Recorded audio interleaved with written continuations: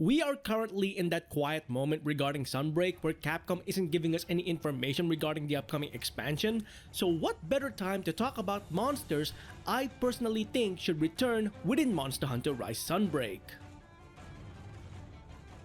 Hey everyone, Chrono Pinoy X here once again, and today, as you can see, we're taking a look at monsters I think should return in Sunbreak. Now, in order to make this more interesting, I'm going to pick monsters that I personally think would fit a certain mythology in Western and European regions. This is basically following Capcom's own rule set when they did the base game, where they had to pick certain monsters based on Japanese yokai. So we're gonna take a look at a number of monsters I think would fit Sunbreak and what kind of inspiration Capcom might utilize in order to bring back these monsters in the upcoming expansion. Alright, so this first one I'm going to throw here is plain and simple. The Dalamadur for the World Serpent Jormungandr. Nice and easy.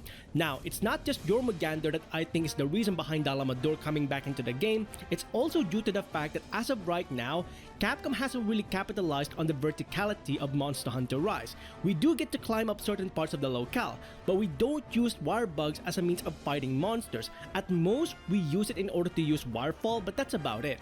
Being able to climb a monster's body utilizing the wire bugs is the perfect way to demonstrate the verticality of the game in my opinion, and the Dalamadur is the perfect monster in order for them to utilize that verticality in the game. So hopefully they do bring back Dalamadur for those two reasons, in order to represent the World Serpent and for the verticality of Monster Hunter Rise in general. Alright, so this next one, people are going to hate me for, especially for people who fought the arch-tempered version of this monster back in base world. We are of course talking about the Kirin. Now the Kirin in and of itself is a mythological creature in Chinese mythology which is known as the Kirin. However, at the same time, I think it can represent a Greek god, specifically Zeus. Now, there's two ways it can represent Zeus. The first one is its lightning abilities. The Kirin is known for throwing lightnings at hunters, very similar to Zeus's own power. Alongside that, it can also represent the Pegasus, which is Zeus's horse in Greek mythology. So not only do you have the Zeus capability of the monster, you also have the actual appearance and anatomy of the monster being based on Zeus's own steed. So that's the reason why I think the Kirin could be a great representation of Zeus if it does come back in Sunbreak. Now this next monster we're going to look into is our good red boy Odogoron. Now the reason I picked Odogoron here is because this monster can represent the Nordic creature known as Garm.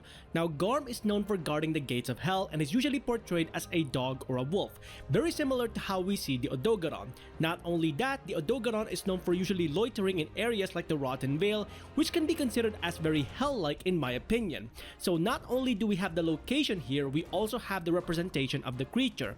Not only that, when I was looking into Garm, I actually had to go through Shin Megami Tensei in order to make the comparison between the Garm that we know in that game and of course the Odogoron. And as you can see side by side, they're fairly close to one another in my opinion. So yeah, Odogoron for Garm, perfect match in my opinion. Soaring into flying wyvern category, we have the Astalos, my favorite of the Fated 4. And no, I did not pick this monster because it's my favorite, rather it's because of the fact that I personally think this monster is a great representation of Thor, the Nordic god of thunder and lightning. What they both share in common outside of their lightning capabilities is that both Thor as well as the Astalos are physical fighters. In the case of Thor, he would use his hammer Mjolnir alongside his lightning capabilities in order to destroy his opponents. In the case of Astalos, however, this monster would galvanize its entire body with lightning and then bombard hunters physically with devastating attacks. So it's that physical attribute they both share that makes me think the Astalos would be a great pick for a Thor representation if it was to return in Sunbreak. Moving on into Leviathans, we have the Lagiacrus. Now Capcom has banned Lagiacrus for a while now and they should definitely bring it back within Sunbreak.